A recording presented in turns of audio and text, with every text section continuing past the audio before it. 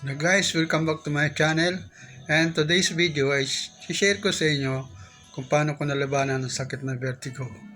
Here I will explain to you anong nga ba itong vertigo na ito, prevention, and how to cure it. Disclaimer mga guys, hindi po ako medical practitioner.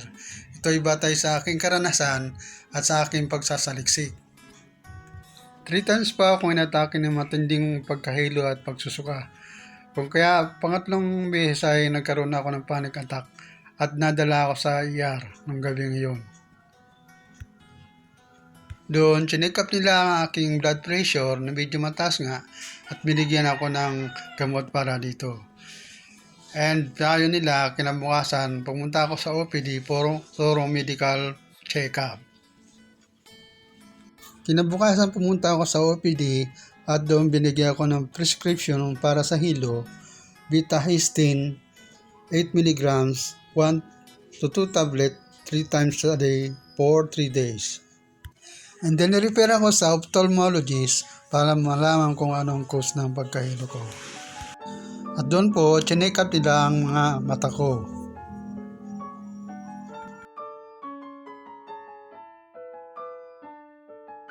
And then after sa ophthalmologist, nirefer naman po ako sa ENT para sa tenga. At doon po ay chinek up naman nila ang aking mga tenga. We wait an hour for the result, and when the result came, the doctor diagnosed that it was a vertigo. And then he explained to me what is a vertigo. Ano nga ba ang pagkakaiba ng ordinaryong pagkahilo at sa vertigo? Kapag ang feeling mo ikaw ay umiikot, ito'y maaaring high blood resulting to stroke or heart attack.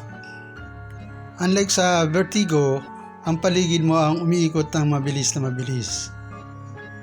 Ito ay epekto ng problema sa inner ear ng isang tao o kaya isang bahagi ng brainstem na kumukontrol sa ating balanse.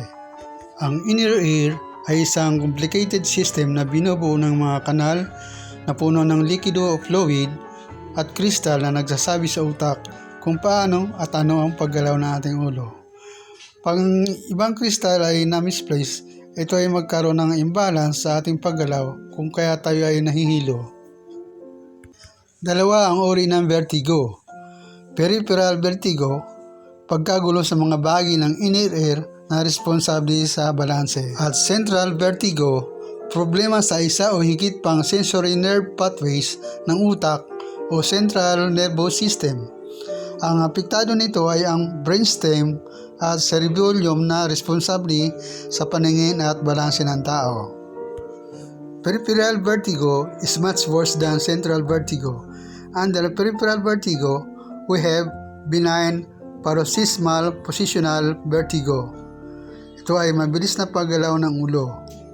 And then, labyrinthitis, ito ay infection of the labyrinth. We have vestibular neuronitis, infection of the vestibular nerve. And then we have Meniere's disease, excessive fluid of the inner ear which attack for more than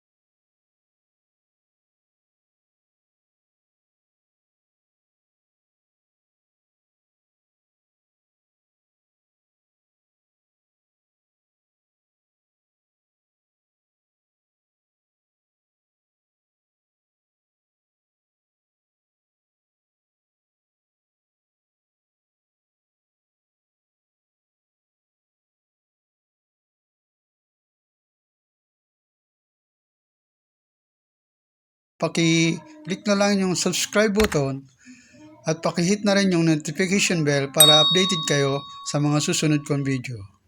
Thank you for watching.